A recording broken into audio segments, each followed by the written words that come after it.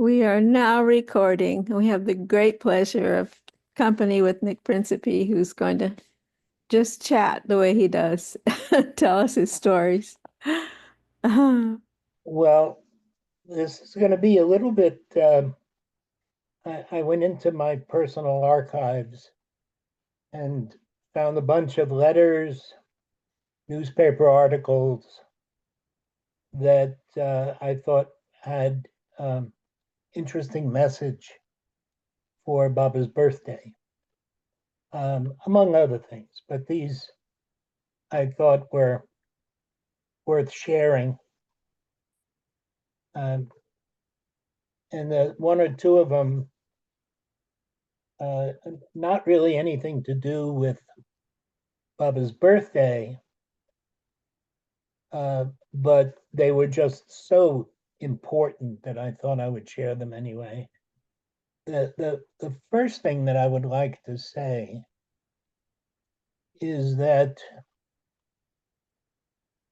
to me, whenever we think of celebrating a birthday, it's either our birthday or somebody else's birthday, of course. And one of the first things we think of, if it's our birthday, depending on our age and living arrangement, we wonder what we're going to receive.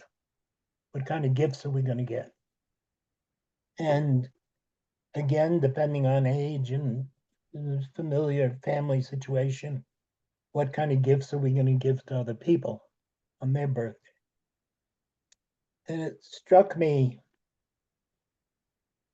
that what Baba gave us on his birthday was his birth. His presence taking birth in human form. And I have a feeling that that's why Baba did not really celebrate every birthday the way we think. Mara would celebrate birthdays for Baba. There were certain birthdays, Baba said no celebrations. And I wondered why.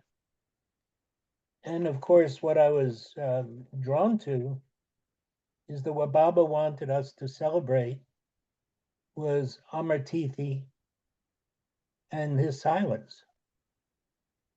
Mm-hmm. And as I was thinking about that, what I realized is that Baba's birthday in the early years in India was sometimes celebrated on different days because they were using different calendars. So it might have been several days or a week they were using the Zoroastrian calendar. When Baba dropped the body, by then everybody was using the calendar that we now rely on, which I guess is the Roman calendar, which is, January. The January 31st became much more acceptable. At least that's my thought.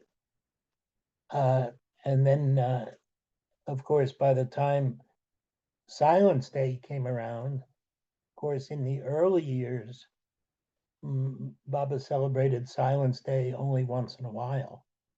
But he did ask that those 2 days be celebrated, but he never left instructions for his birthday. So anyway, that's my initial thought about that. So I'm going to start off. This is a letter I received from Bao, April 13th, 1985. It was his first trip coming to the States. And I had been in India for Amar Tithi that year. And I invited him to come to Chapel Hill. And he accepted the invitation. So this is the letter. And really the reason for reading this to you is for those who perhaps do not have much experience with the Mandali. I just want to point out how incredible they were, just as far as representing Baba. My dear Nick, When I returned from Bombay on April 12th, your letter of March 25th was waiting for me. And I'm so happy to know that you are excited about my trip to Chapel Hill. I too feel happy to see the trip to Chapel Hill has been worked out. And John, that's John Connor, by the way, who lives in Durham. He lived in India with Bao for years. He's very excited, and he will get ample time to sing his ghazals. He will, of course, charge you for this, and his minimum charge is $5 million. He does not accept less than that. And if anyone is unable to pay this amount, he does not charge at all. His minimum charge is, of course, $5 billion and above. Then he goes into some detail about the tickets, which are not interesting. If you think that a public talk will help Baba work in Chapel Hill, I will be happy to give one public talk there. You may choose any title for this talk, and I will maintain the title. Now, I'm going to divulge, just to go off on a little tangent before I read the rest of this. Part of my relationship with Mandali is that I recognized very early on that they love to tease. They love to be teased. That's what Baba used to do with them, or at least the men. I'm not talking about the women now, because I don't have any that much experience with some of them. But the men, Baba would tease them mercilessly.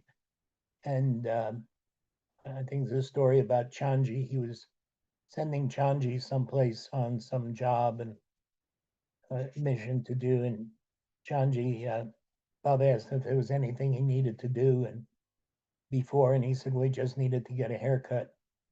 And Baba got a pair of those old manual clippers and just went up the side of Chanji's head, just on one side, cut his hair. And Baba said, okay, now you can go. And Chanji said, okay. Eruch said he looked silly. Here he is with his one big patch of hair gone. He said it didn't matter. Baba had done it. That was what Baba wanted. Off he went. So when I invited Bao to Chapel Hill, I had already been to India 2 or 3 times, so I knew, already knew the Mandali, and I had letter exchanges with him, but I didn't know Bao. But so when I went into this, he had Adi's old office. When I went into the office, Bao was sitting there with a Mickey Mouse t-shirt, suspenders, pair of pants, and a bolo tie. And I invited him, and he accepted the invitation. Now the office is full of people. And I said, Bao, there's only one thing when you come to Chapel Hill. I said, you can't dress the way you dress here. He said, what do you mean? What's wrong with the way I dress? I said, you don't look like an aspirant, a spiritual aspirant. You look like a schoolboy. And he said, what should I wear? I said, well, Adi had already been to Myrtle Beach in the 70s. I said, when Adi came, Adi had on a suit jacket and a scarf around his neck. I said, he looked like a guru. He looked like an Eastern aspirant. I said, that's what I would recommend for you. Now, he knew that I was teasing him. The people who were sitting there were outraged. They actually scolded me right in his presence. They said, how can you talk to him that way? What do you mean? He can wear what he wants to wear.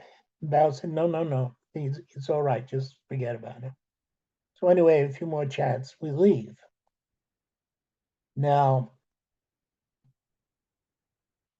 when he gets to my house, he's got a bedroom, and I slept on the floor in the living room, so that in case if he needed anything during the night, I would be right outside the bedroom. I could hear him.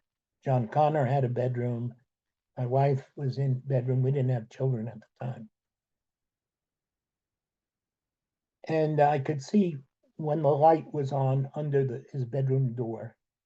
He slept very little. He said that Baba had robbed him of sleep because after he would do night watch, Baba would give him tasks to do. He was writing ghazals, and I don't remember if he had already started on the biography, but he had no sleep. So now it's probably about 4 o'clock in the morning, and he opens the door and the light's on.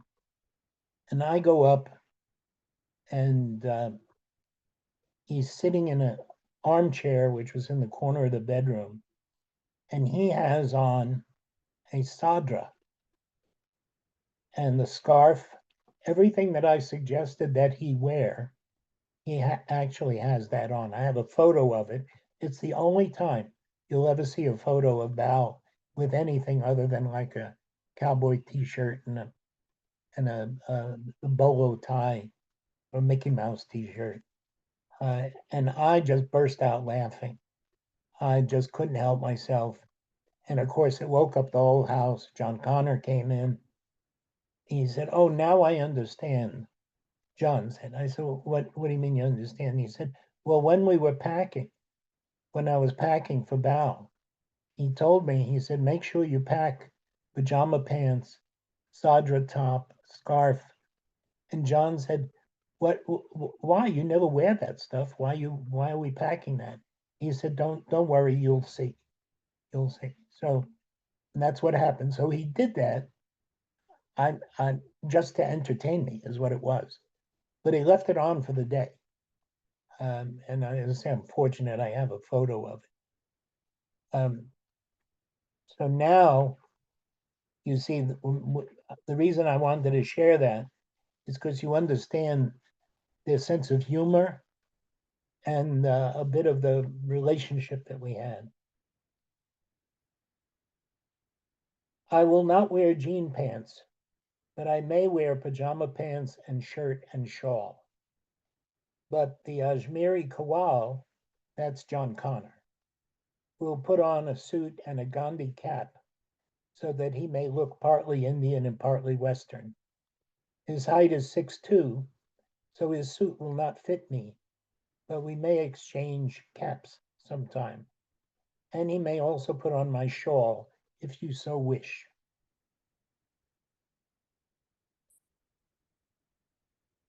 And so that's Bao.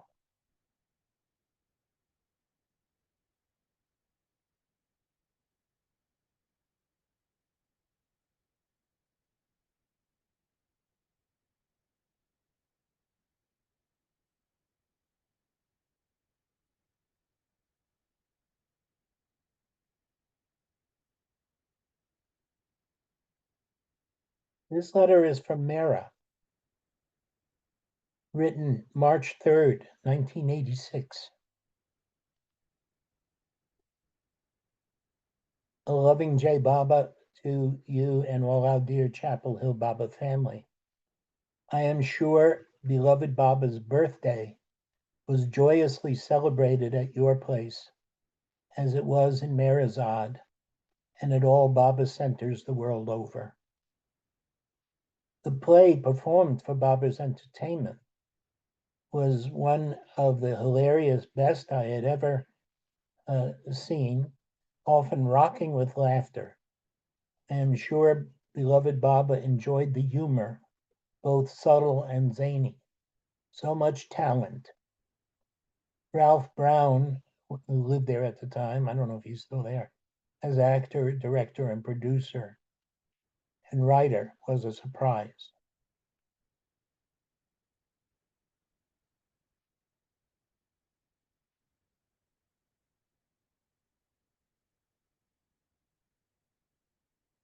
So for Baba's birthday, on the 27th of February, all the school children from Pippalgarh and nearby villages came here for darshan at beloved Baba's chair in Mandali Hall, and stepping out received prasad of ladus. It was so touching to see the tiny tots solemnly bow down and take darshan. Summer is approaching, the heat. Much love and beloved Baba to you from your Mirazat family. In his love, Mera. I hadn't realized until recently how few letters Mera would write.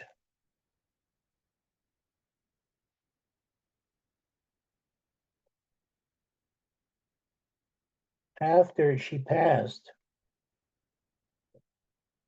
Mani received a letter from Mani, and they went through all of the, Mera had saved all the correspondence that anybody sent her. They all did.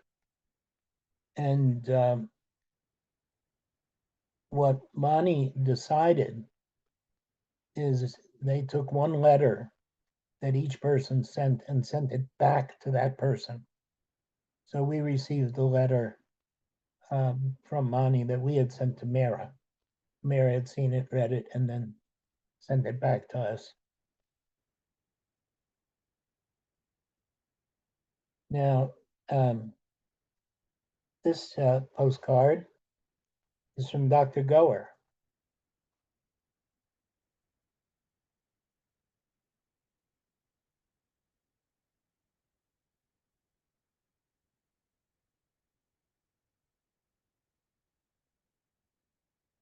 Your letter reminds us how time and time again, beloved Baba gives us the privilege of remembering him wholeheartedly and sharing his love and his name with others.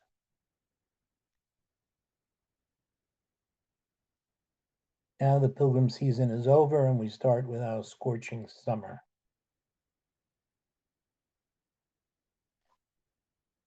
Anyway, that one sentence is so powerful. Time and time again, beloved Baba gives us the privilege of remembering him wholeheartedly and of sharing his love and his name with others. That's what I meant earlier when I said his gift to us, the ability to remember him. As a matter of fact, in time of suffering, that's one of the most important things, because I find myself, I don't know if it's, even if it's just stepping on a stone, you just cry out, you call out Baba's name. It's a tiny bit of suffering, but that's after years and years, that's of trying to remember him.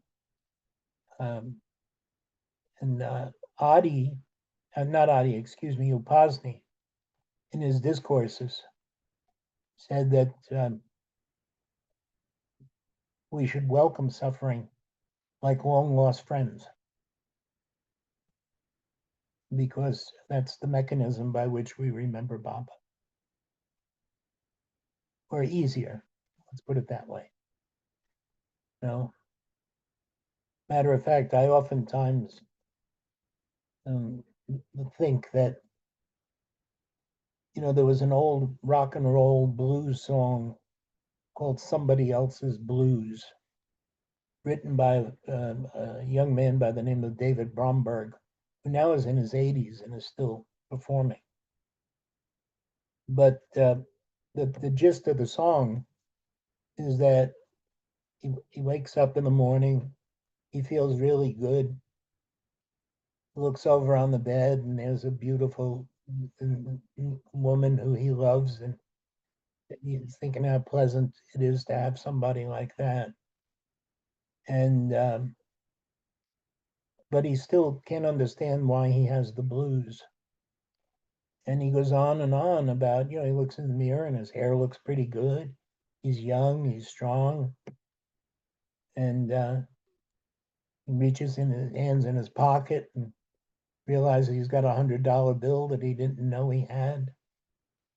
And he said, I still don't understand why I have the blues. He said, I must have somebody else's blues.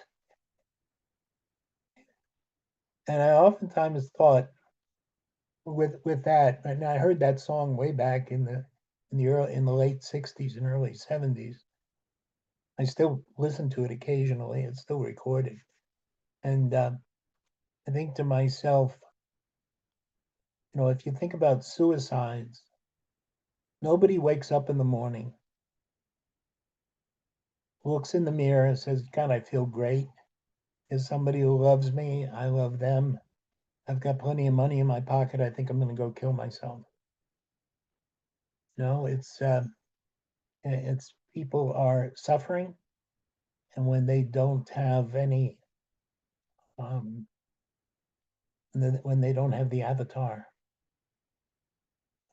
or somebody to save them, I think that's why. So Baba, again, one of his gifts is just to be the ability to remember him. So this next letter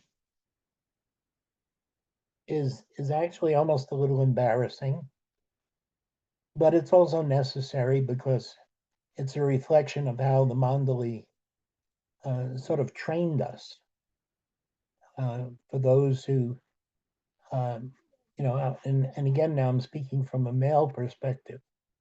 We had no male Mandali really in Myrtle Beach. I was living in Myrtle Beach in the mid 70s. There were no male Mandali here. Darwin Shaw moved here much later. It was really Fred Winterfeld was the only man here. Now the women, they had tremendous intimacy with Elizabeth and Kitty and Jane and fulfilling Baba's wish when he said his work in the West would be done by women. So the women had great role models, but for the men, we didn't have those role models. So it was a question for me and for others to have to go to India so that we could spend time with Eruch and Adi and the other men and kind of learn from them. So this is a letter I received from Eruch in 1977. I'd been to India in 1976. So many packets of your love gift of menswear from Mirazad Mandali. We sent them underwear, socks, with t-shirts, whatever I thought the men might be able to use.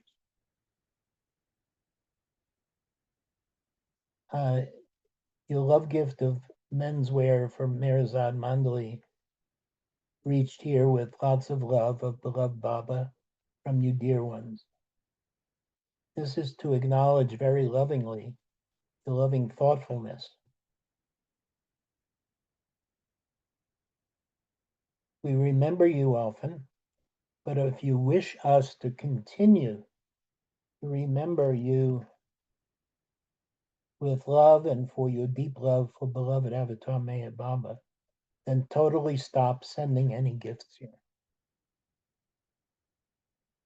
Otherwise, we will remember you for sending gifts of love and forget totally your love for the eternal beloved, which prompts you to remember us. And then, very sweetly, he adds a P.S. He sincerely appreciated the gift packet sent with dear Earl Starcher. I don't know if any of you knew Earl, but please do not repeat sending any gift to the Mandali in Mirazan. Now, one of the things I did, because I'm not sorry I did it now, I'm very grateful.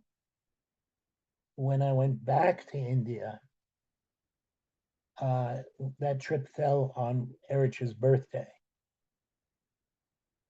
And I bought a Swiss Army knife to give him. Now, in gracious fashion, as the Mandali all were, he accepted it. Then he called me into his room. He was wearing a t-shirt with an alphabet board on the t-shirt. He called me into his room. He took off his t-shirt, gave it to me. I said, what's, he said, this is yours. He said, I don't understand why. He said, you have given me something, and now I'm obligated to give you something. He said, if I don't balance that karma, he said, next birth, I have to still find you to give you something. So now I'm giving you this, you give me that, don't give me anything else. That's how literal. Now I'm thrilled because I have the t-shirt still after this was, it's got to be 45, 46 years. So I'm thrilled that I did it because I got the t-shirt, but I also realized how literal the Mandali were with Baba. There was no, Alaba, he was with me one time he stayed in Chapel Hill. He had taken his sandals off and they slid under the couch that he was sitting on. And when came time for him to get up and put his sandals on, he didn't see them. And I reached down to grab the sandals. He got very upset with it. He said, don't touch my shoes. You see, because to them, the literal is that if you were touching somebody's shoes, it was like taking darshan from them. So they did not, he just wouldn't permit it. No, he got really upset. Don't touch. Matter of fact, another little sweet little story with Alaba was now I never felt like I had to obey the Mandali. They never gave me an order and said you have to do this or don't do that. But subtly they would get the message across. So Alaba was in the States, Myrtle Beach. Actually, it was, and I drove down Chapel Hill, picked Alaba up, and brought him back to Chapel Hill to spend a few days. He gave a public talk at, well, not public for the general public, but Baba group. There's a fellow who lives there by the name of Eddie Hauser. Eddie and Deborah, they still live in that area. So they hosted the meeting. And now Alaba is staying with us, but I drive him to the meeting. And Eddie had asked me, he said, is there anything special that we should get? I said, the only thing that Alaba liked, he said he would allow himself one Coca-Cola a day. And I said, so, if I think it'd be a good idea if you have a Coke. So sure enough, when it was break time, and went up to Alaba and asked him if he wanted anything, he said, yes. He said, one glass of Coca-Cola, please, and 4 ice cubes. So I go in the kitchen with Eddie, and I tell him this is what Alaba wants. Now, in my world, because I'm not literal, I'm too, wacky. So a normal ice cube, I mean, what is the size of a normal ice cube? Maybe, half a thumb or, kind of a 1 inch by 1 inch or something is a normal ice cube. And Eddie had these little mini ice cubes. So I'm looking at it and I'm thinking, he wanted 4 ice cubes. These are half the size. So I put in 8 of these little ice cubes, which I thought equaled 4 regular size ice cubes. And I bring the glass to him and he looks at it and he said, what's the matter? You can't count? You see? And I realized at that moment how tricky the mind is. Is that And I can imagine how difficult it was for the Mandali with Baba. Baba would tell them just bread. Now, does that mean you put toast? Is toast permitted? What kind of bread? Can you have French bread? And then is it white bread? The mind is so that little episode, even though I certainly didn't take it as an order, made me realize how difficult it would be to obey Baba because I couldn't even that little thing I couldn't get. 4 ice cubes, and it was so sweet. You can't count, a little bit embarrassing.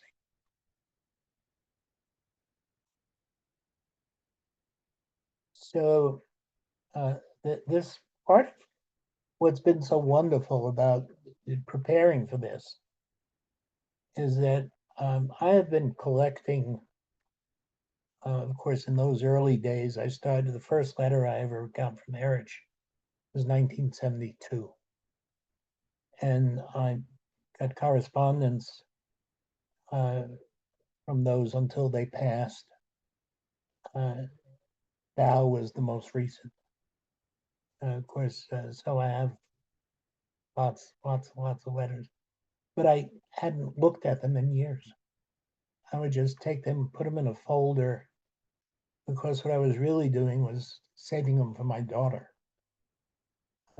My daughter, Bao, came to Chapel Hill to America that first trip in August that year.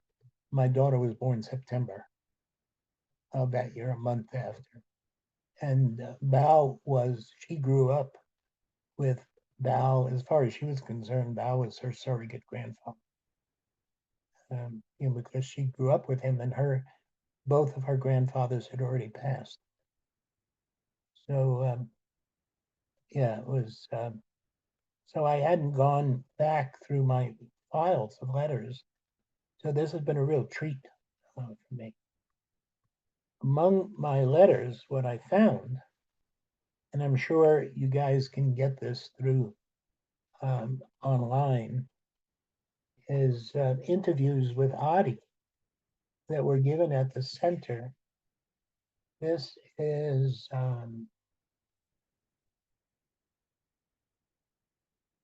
June 19th, 1977.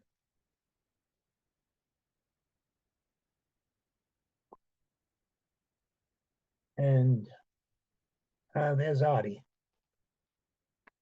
And the article with Adi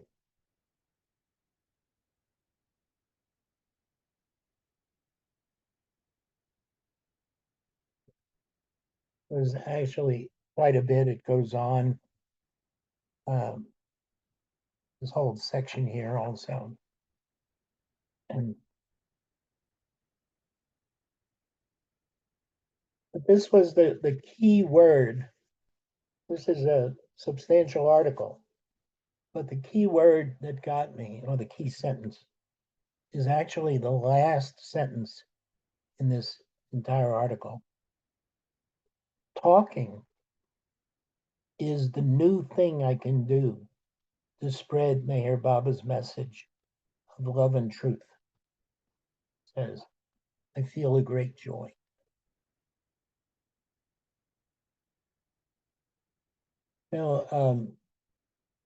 And then as also won't, this was, I believe, the same newspaper. That was this the Sunday Sun News. I think you can probably, if anybody's interested, they can go online, and I'm sure these are all archived with the newspapers. Some interesting interviews in this big article, that last one, interesting interviews with Elizabeth and Kitty and Jane A.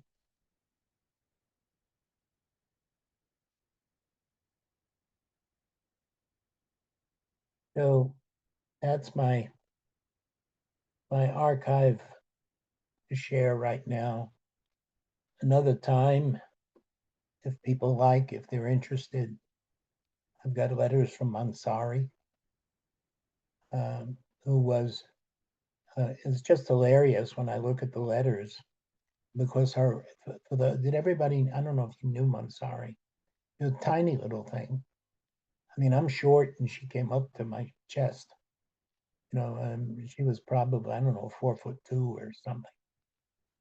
Her writing was just like her. Her writing was tiny, it was micro. So now that my vision's bad, I look at it and I can hardly read it. I have to get magnifying glasses. But Mansari, there is one little story, and I've been very fortunate because Baba's stories ever since the earliest have stayed with me. A lot of other stuff I can't remember what I had for dinner yesterday, but I remember Baba stories, whether they're mine or I hear them from somebody else.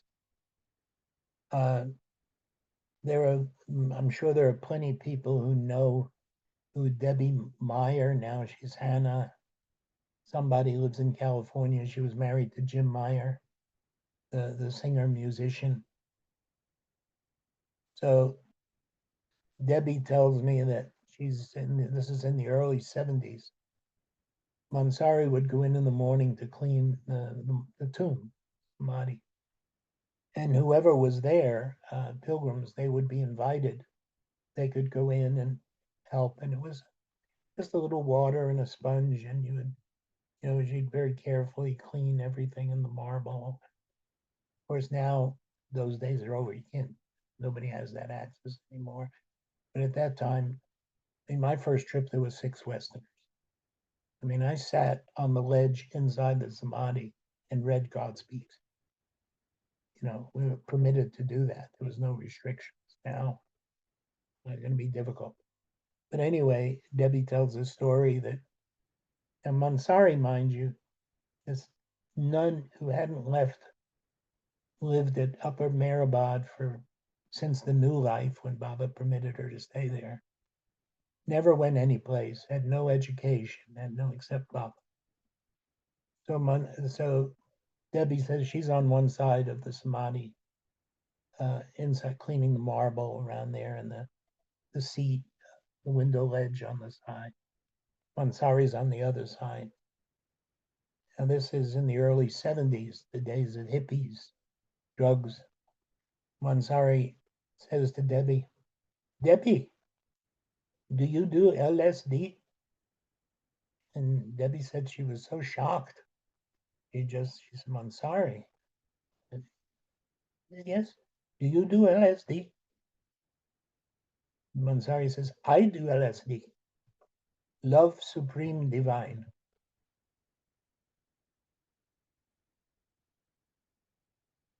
So, yeah, the Mandali were, because in those days, I don't know when people found out about Baba, but in those days, I was living in Florida. I found out about Baba. He was still in the body. There were 5 books available about Baba. Jean Adriel's book, Purdom, and the Discourse, God Speaks. And I couldn't afford to buy a copy of God Speaks. So I managed to get the discourses. But there was of course, no internet, nobody to ask. So if we wanted to find out anything about Baba, we'd go to the Mandali. Now people can, they can go online and find out what kind of soap Baba used and what kind of music he liked, and all those things, because it's all been now collected for the future. But what they miss, and I would recommend to anybody, is to, but you can find on YouTube, you can find so many different places in the Baba sites, interviews with the Mandali, because their insights and explanations are powerful. I'll give you, for instance, in the prayer of repentance, we're asking forgiveness for hurting somebody's feelings, and we're asking for forgiveness for lying. How do you reconcile those two? I struggled with this. Somebody says, "Oh, how do you like my new shirt?" And you think, "God, that's the ugliest thing I ever saw." You don't want to say that, you hurt their feelings. But does that mean you're lying if you say, "Oh, it's beautiful, looks good on you"? How do you reconcile those two things? So if I go to India, and I asked Eruch, I told him, I said, how do you reconcile this? He said, never compromise your own values. He said, you're only obligated to make somebody happy as long as you're not compromising your own value. And then he said to me, he said, Nick, you're a married man. I said, yes. He said, suppose there's a woman who wants to have intercourse with you, and you divorce your wife just for the purpose of having the ability. He's now technically, you're actually obeying Baba, because now you get married. So now you're not having sex outside of marriage. He said, but haven't you broken the spirit of Baba's order? So that's where the Mandali, I think, for me, were extremely powerful, because there's a lot of subtleties in Baba's messages that if we don't think about them ourselves, and how we're going to double check it. And another example of that, this is, I have, among the archive collection that I have, as a matter of fact, it's just now, I have audio recordings, I have the cassette tapes, have so much stuff. I got as much material as I could. There's a fellow now in Asheville, North Carolina, named Ray Lee, and he took all of my audio cassettes, and they're now available online. Mandali Hall Talks, I think, is the heading. But those are, I would recommend to anybody to go to those, because, as I say, the Mandali were critical for me when there was nothing else available. But even now that you can go but there are people who have no idea who Mara was, who Eruch was, and information is lost. So I'm trying, one of the reasons I'm doing these talks is I want to encourage those people who have contact with the Mandali, have had in the past, to really search through their memory banks. And even if you find just one little story, it's going to be critical. One time in Mandali Hall, Eruch, for those who were there, who had the experience, Baba's chair would be in one corner. Eruch would sit on a low cushion on the other side so he could read Baba's gestures. And usually what he would do, even after Baba dropped the body, he would still sit in that same place. So he was looking at Baba's chair. And all the pilgrims that were there would be sitting around. And Eruch had a habit of asking people for their story of how they came to Baba. And it was delightful. You heard wonderful, wonderful tales of how people found out about Baba. Anyway, I was there one time, and Eruch asked this one fellow about how he came to Baba. And this guy went on and on for, it seemed like a lifetime, and he never mentioned Baba's name. All he talked about was where he grew up. But my mother used to make chicken soup, and I don't like spinach, and I went to Catholic school. And all of us are sitting there looking, going, what's the point? And it was so tedious because it was all about him, and it was no mention of Baba, and it was so tedious that people actually started getting up and leaving Mandali Hall. They just get up. This guy never phased him. He would just go on and on with his story. And Eruch sat there paying attention to this guy like it was the most important thing he had heard that day. And it got to the point that I was maybe a breath away from getting up and going out myself, because that's how I was annoyed, to say the least. Before I got up, Eruch interrupted the fellow. And he said to the pilgrims, he said, "Where are you all going?" And of course, everybody kind of froze, and he was not happy. It's one of the few times I saw Eruch with his eyes flashing. He said, "You all better get used to listening to each other, because what are you going to do when we're gone?"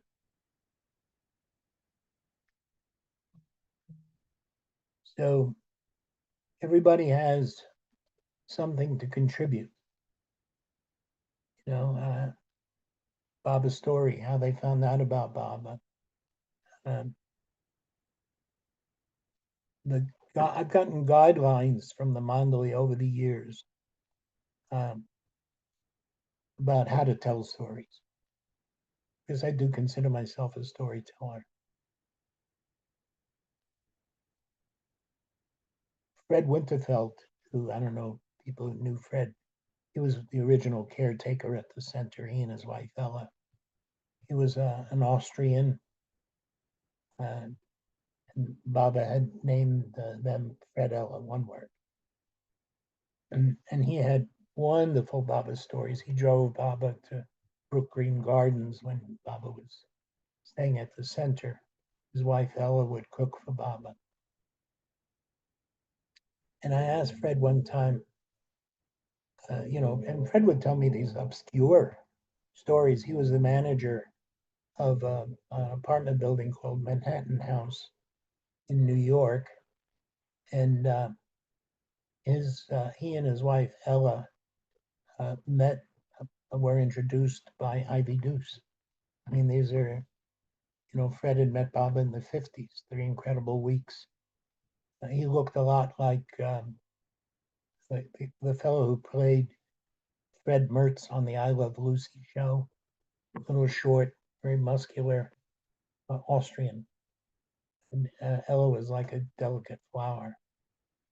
So he would have all these stories for me about Baba, his time with Baba.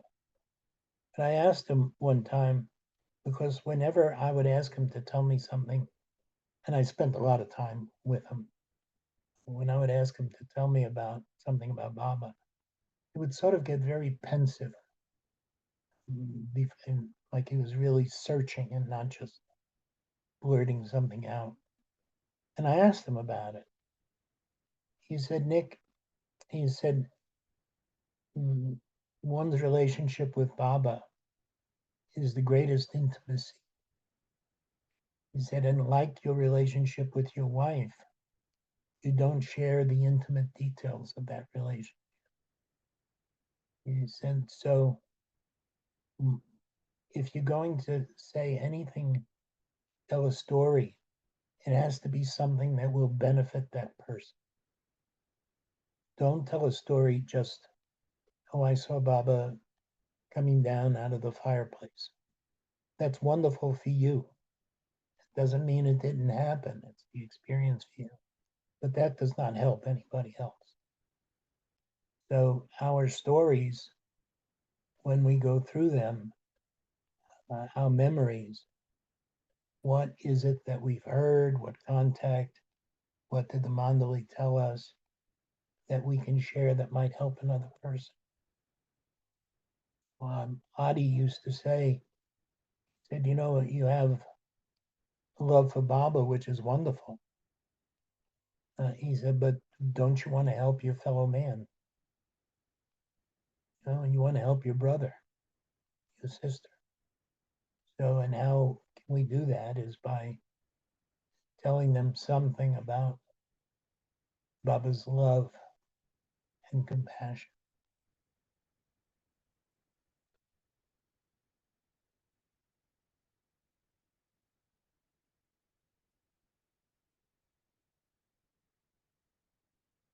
Excuse me a minute.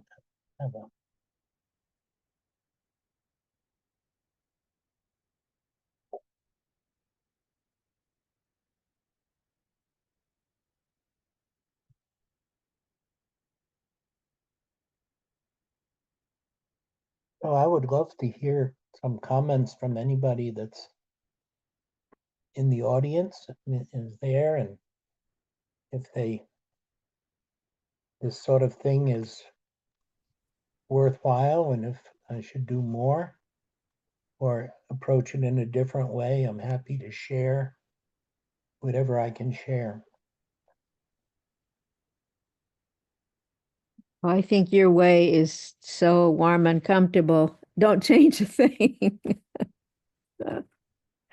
I'd like to hear a little bit about Jal. I didn't get to meet Jal, and you knew him well. Um, Uh, yeah, where to start with Jal? Jal,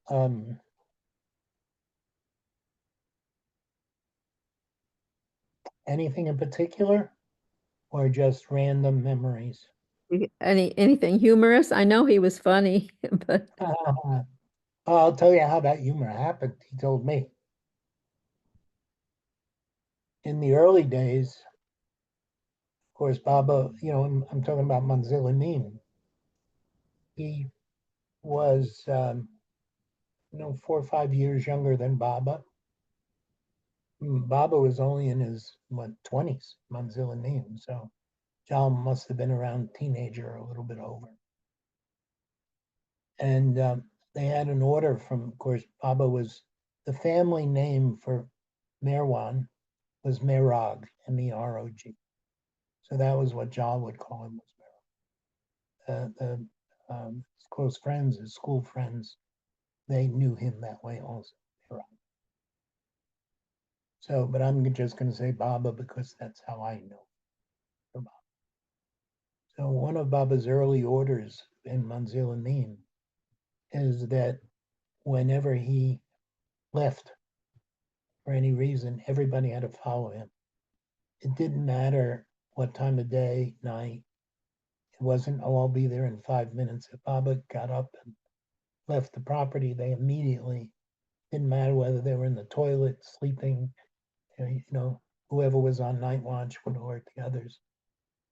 So Giles said here's this one night, must have been in the, vaguely remembers the middle of the night, 1 o'clock, 2 o'clock in the morning.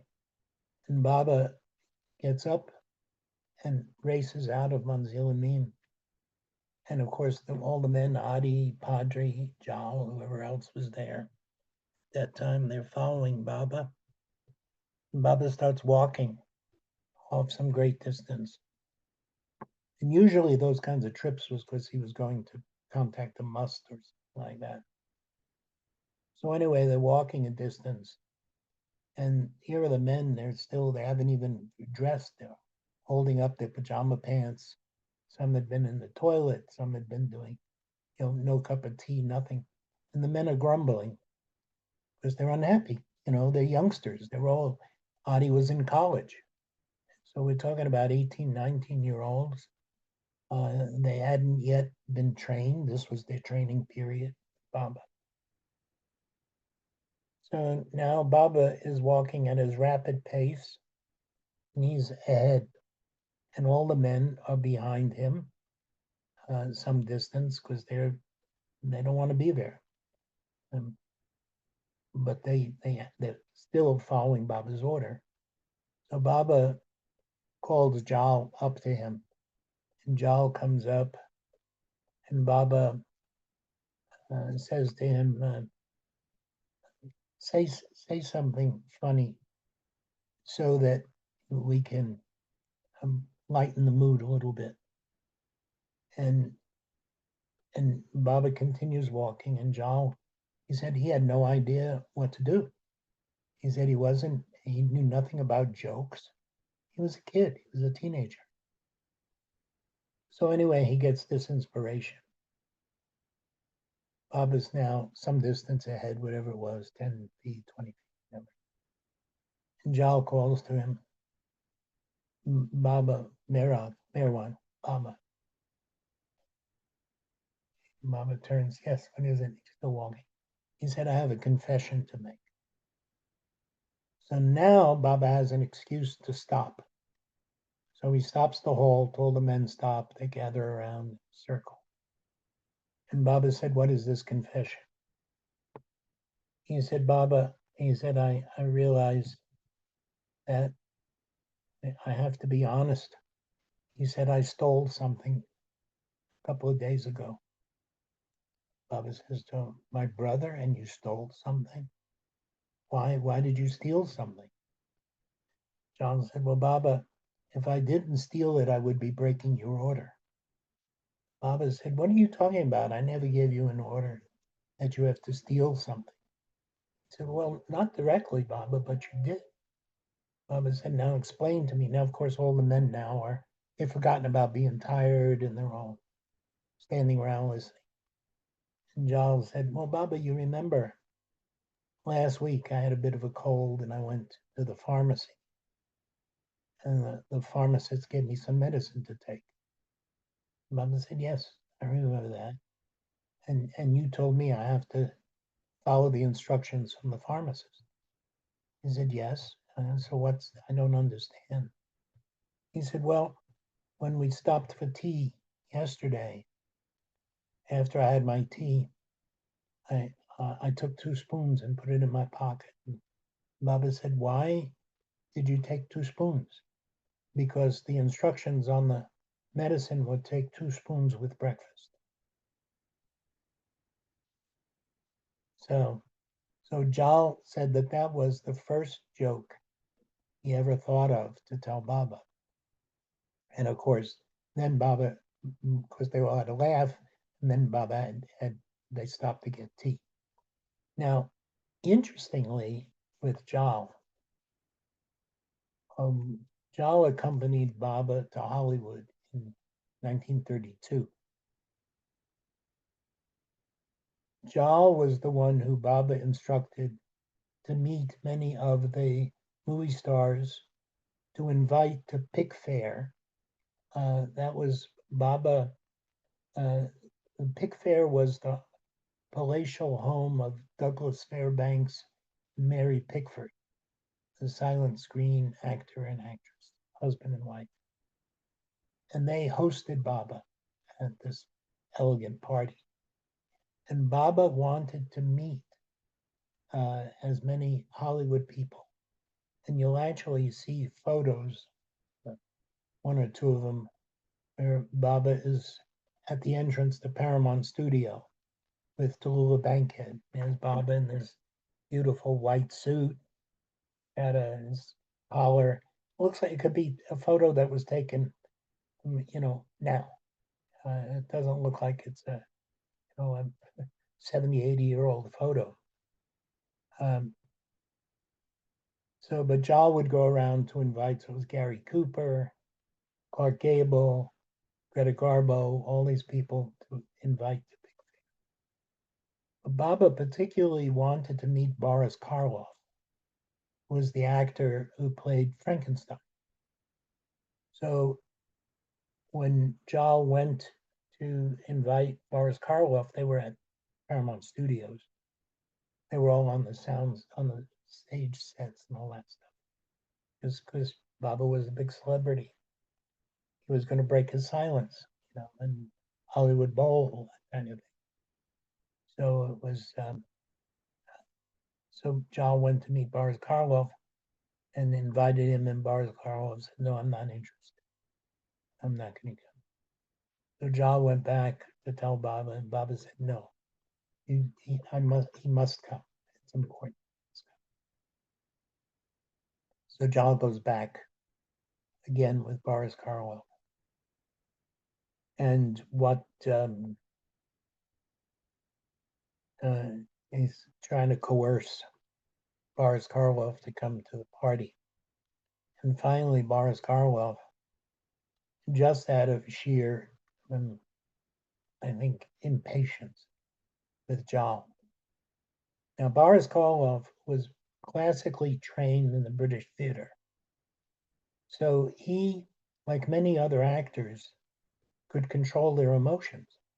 If they wanted to cry, they just could bring up tears. If they wanted to laugh, if they wanted to be, that was part of the actor's bag of tricks.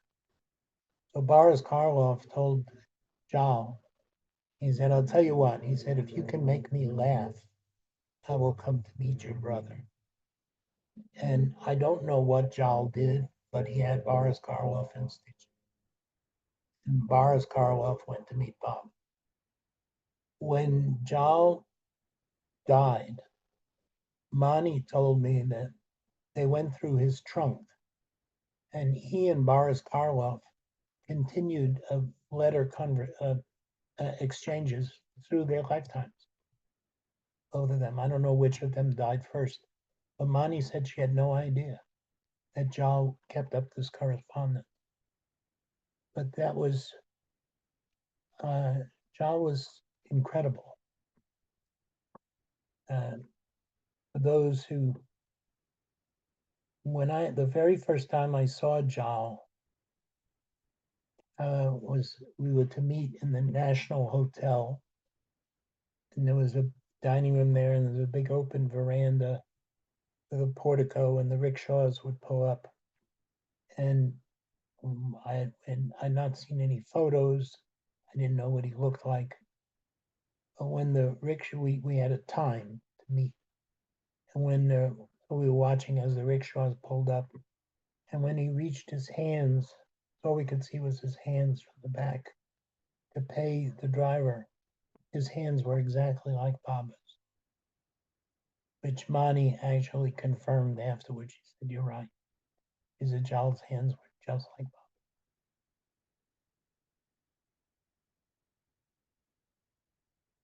So, what else about Jal?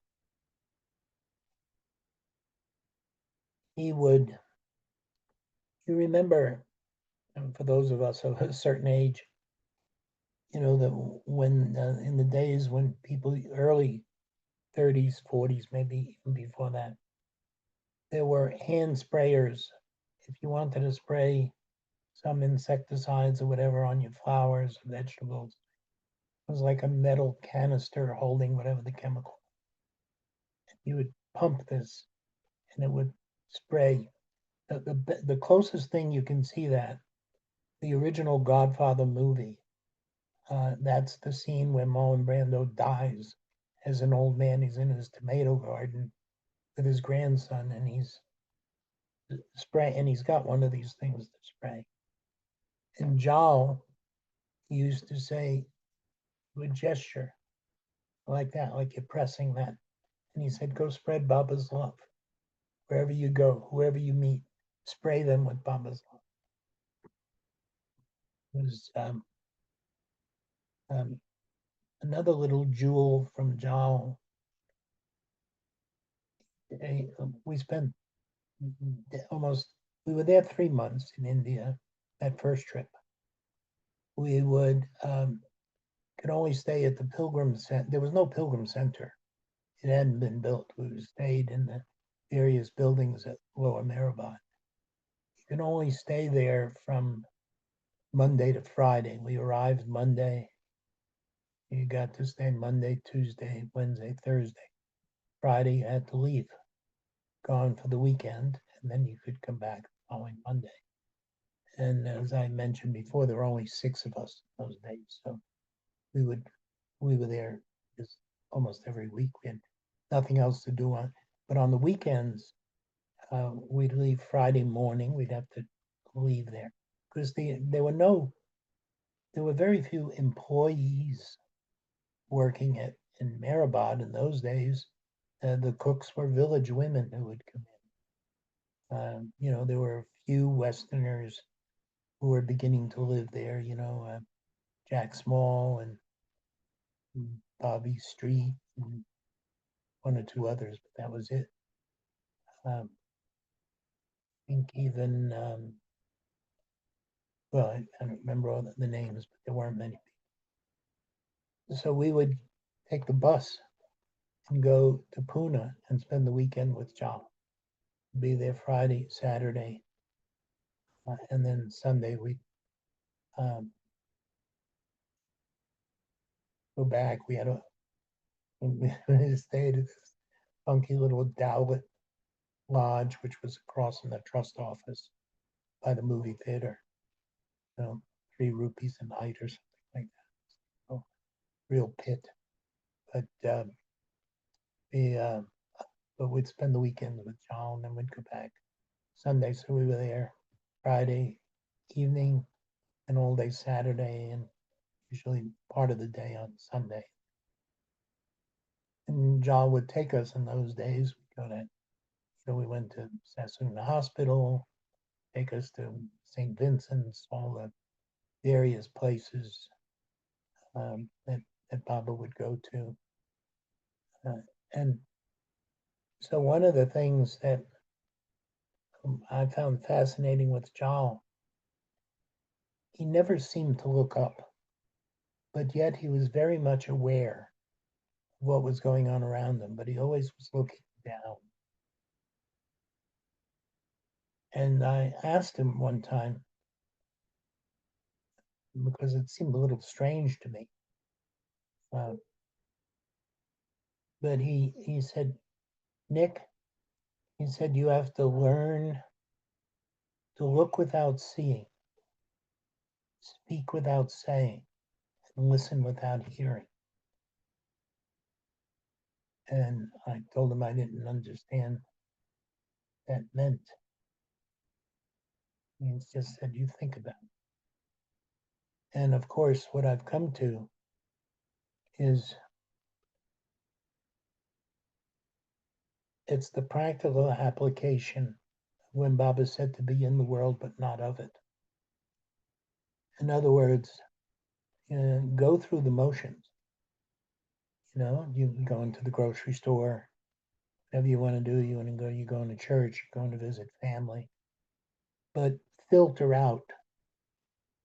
Don't pay attention to the novelties that are going to distract you. So look without seeing. In other words, to focus on where you're going, make sure you're safe, but don't see the garbage, the distraction. Let that be. Speak without saying the same thing. Get involved with conversation. I live in an apartment complex with hundreds of other people here. I can't talk to them about Baba. So you have to have conversations that are, kind of neutral. That's what. So Jal was wonderful.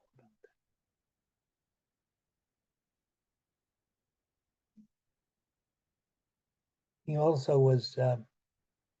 Now I'm an Italian from New York, so he was Baba's bag man for money.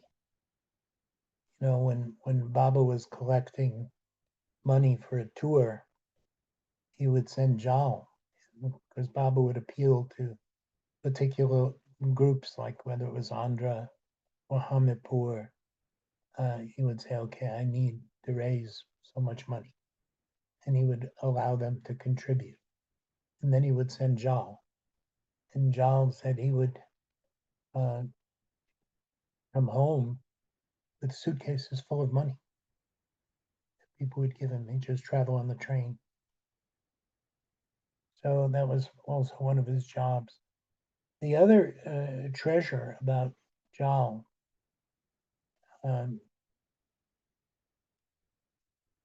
Baba,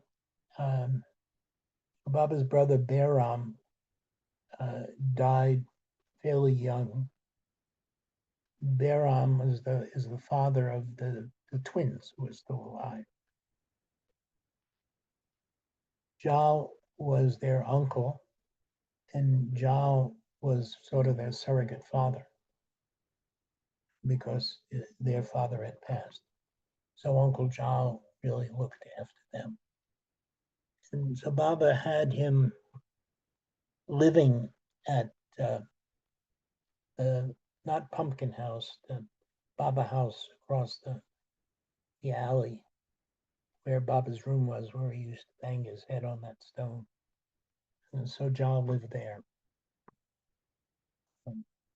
And Baba had told Jal when I got close to him dropping the body, which nobody knew, of course, he didn't drop the body, but he told Jal to be his emissary for Westerners who were coming to America, coming to India, excuse me. And Jal thought to himself, how am I going to do this? He had no money, he didn't have a job, he never worked. And he asked Baba, he said, how am I going to pay for all this? And to be emissary, what does that mean? Baba said, don't worry, it'll be taken care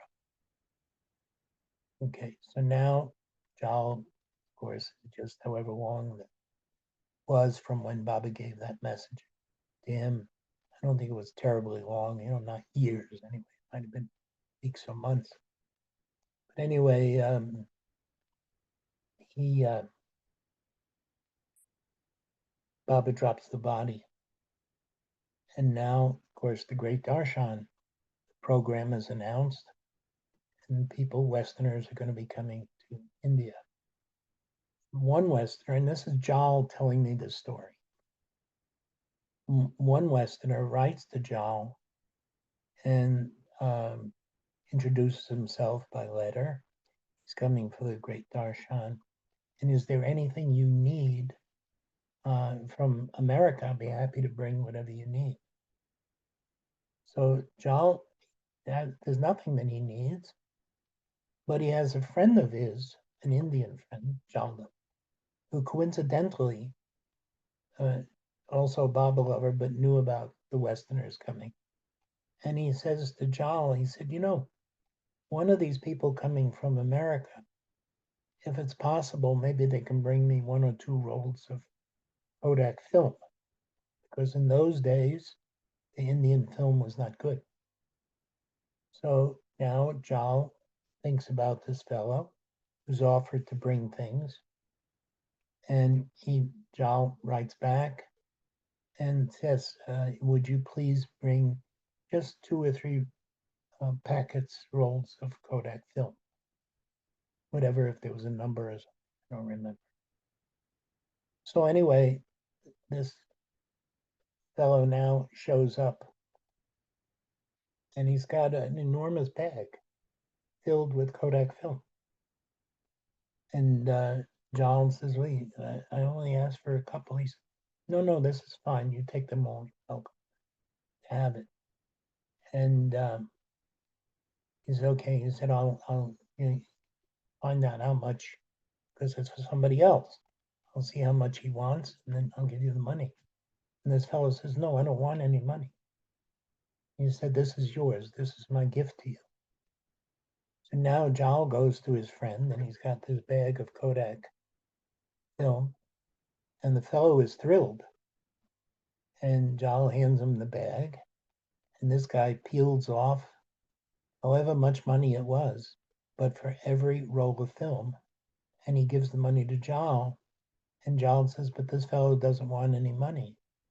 And the fellow says, that's got nothing to do with it. I'm giving you do what you want to do with it.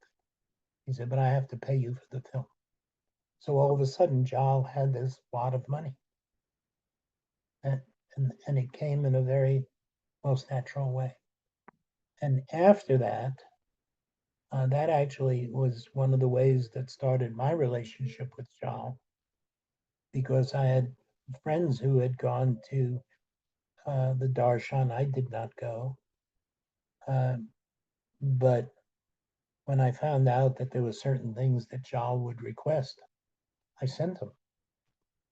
And so I didn't know his nephews, the twins, were still alive, as Baba had permitted them 5 cigarettes a day.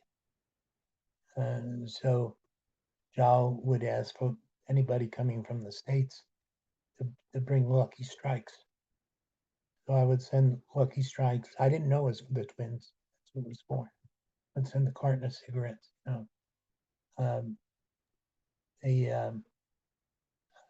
and so after a period of time, what turned out was that Jal was able to get a lot of favors done by a lot of Indian people because he would ask for things like there was one kind of skin lotion. I forget what it was. That it was one of his friend's wives wanted this particular cream or body lotion. So I would send that, and of course they would give Jal the money for it, and none of the Westerners would take money from Jal. But to show you how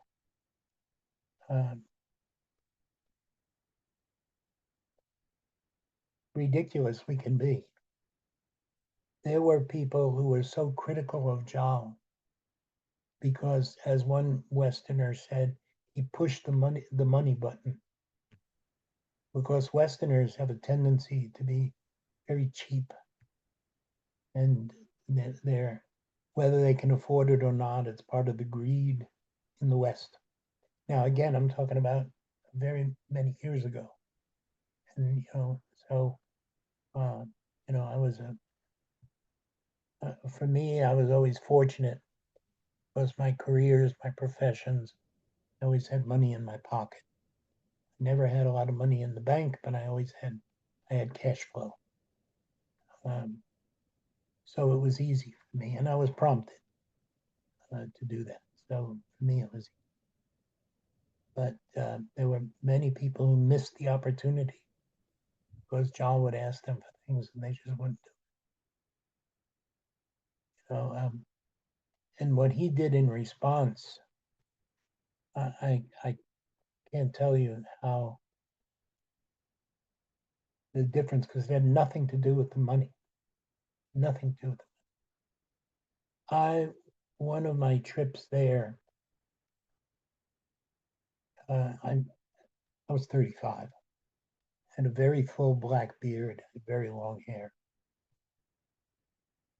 Spent time in Pune with John, back to Mehrabad. Mansari told me that Baba didn't like beards and long hair on men. I said, okay. And I shaved it. Shaved my beard, cut my hair. Now, I had been a hairdresser. So for me to have a beard and long hair, I'd already been in the military. I'd been in the Air Force. A beard and long hair was fashion. I wasn't pretending to be guru or something like that. It was just fashion. I was living in Florida and just one shave. So I go back to and I shave it in Mehrabad because Mansari said this. So now I go back to Pune and Jal. So what happened? And I told him. He took me shopping. He bought me shave cream. He bought me a razor. I have a lifetime supply of razor blades. Uh, these are the old style, uh, double-edged. You use them, you can cut your throat. No, I don't even use it, but I have it. It's a treasure. Um, and I found out after I went home, he never said anything to me. But I found out after I went home back to the States, he sent a message to Mansari. He said, the next time you tell a Western man to shave or cut his hair, I'm going to send a barber from Pune to cut your hair off. So that was Jal. It was his. There were Westerners who went there. I could talk to Jal about anything. As a matter of fact, I'll tell you, I've forgotten about him. This is a powerful Baba story.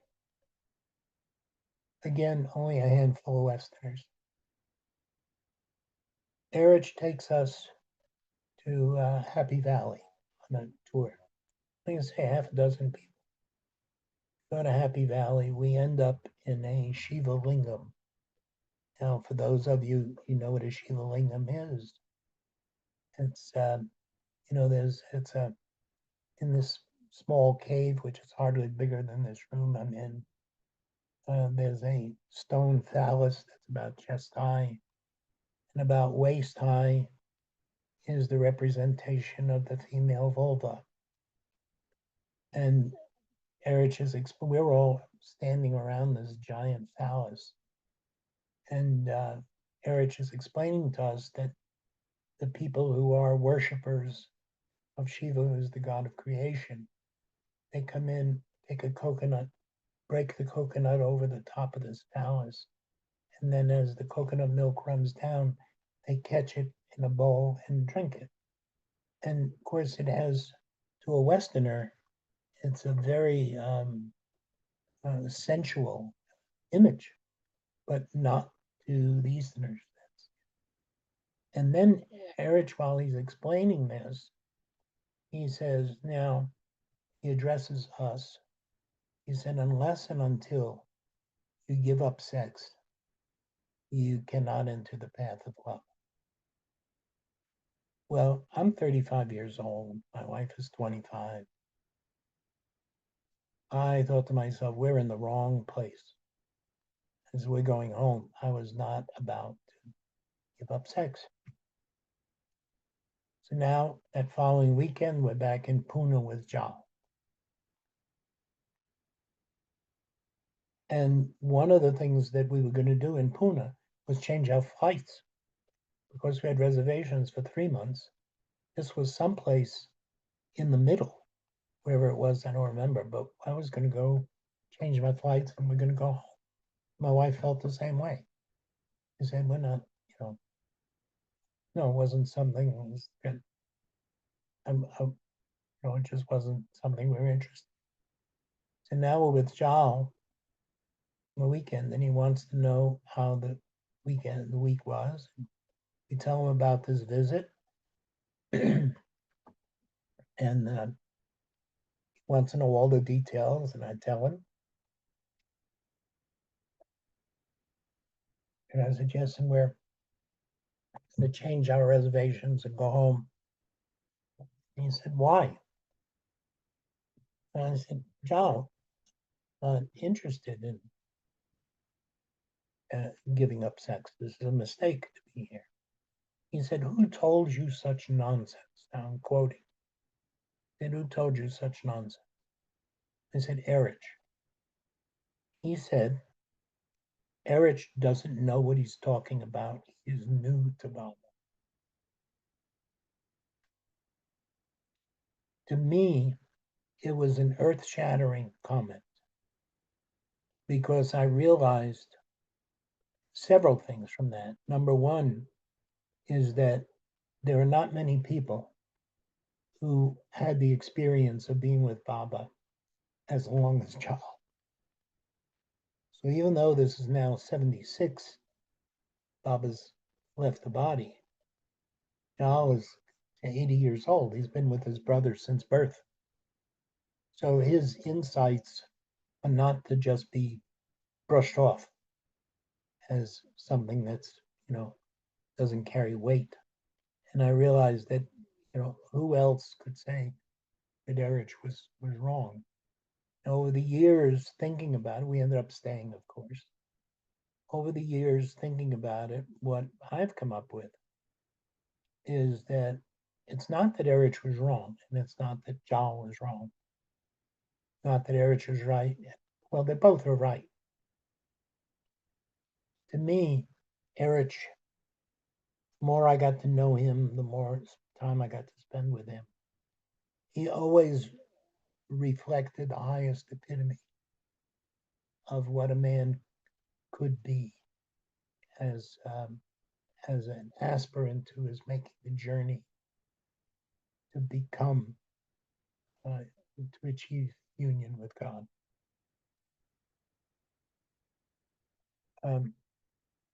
Jal was given the practical duty by Baba because, if all of those hard uh, ideals were repeated constantly, it would be much more difficult for Baba to attract lovers.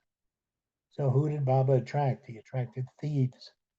He attracted, murderers. He attracted people who were criminals, both during his lifetime and after. Because Baba, as the compassionate one, accepts us wherever we are, whoever we are, whatever we are. And then it is his job working internally to raise us to that point that we get to be more like Eruch wants us to be. But you have to start somewhere. One of the wonderful stories with Baba. I remember he was in Pune, and there was a drunk who showed up. He just stumbled into one of the gatherings. The men were going to shoo him out, and Baba gestured to come close. And the guy, the description is that he was just teetering, tottering. He could hardly walk. He was so drunk. Baba had him sit right next to him on the dais. There he was. He's right here.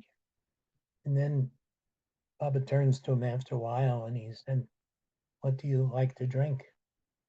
And this fellow tells him and gestures and said, "How much do you drink?"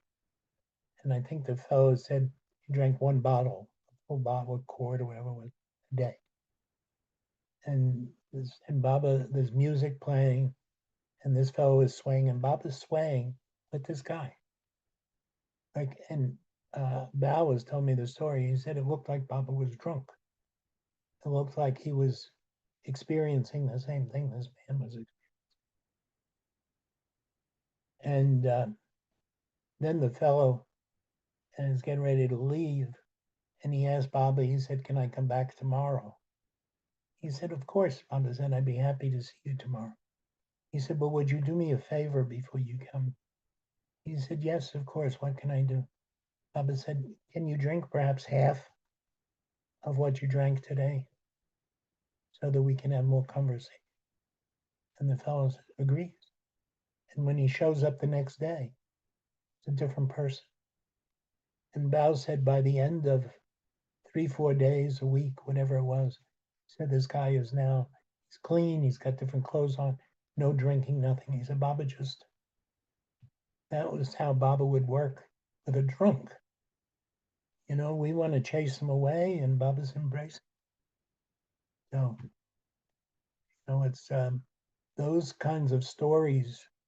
That's why they're so important to me, because I'm a walking criticizer. It's very easy for me to be critical of others.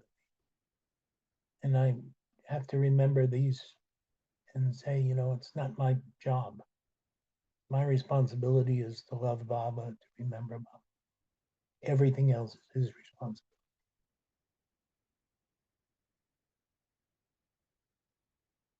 So I thank everybody. I have to leave now because nature is calling. Oh, yeah. We don't want to wear you out either, Nick. We want you to come back. It's Great delightful. I think stories, Nick. Yeah, wonderful. Thank you. Yeah. Baba bless everybody. Yeah, Angela's asked me to be a regular contributor, and as long as I can do it, and if people are interested, I'm happy to do it. What a But gift. Thank you so yeah, much, Nick. happy birthday again, everybody. Happy Baba birthday. Papa birthday. Very Bob. Take care of yourself. Thank you too. Let's see if I can. There you go. Now you see, I'm still at a loss here as to what to There we do. go. Yeah. Oh, yeah. I'll close out. Yeah, close it out. Thank Thank you, folks.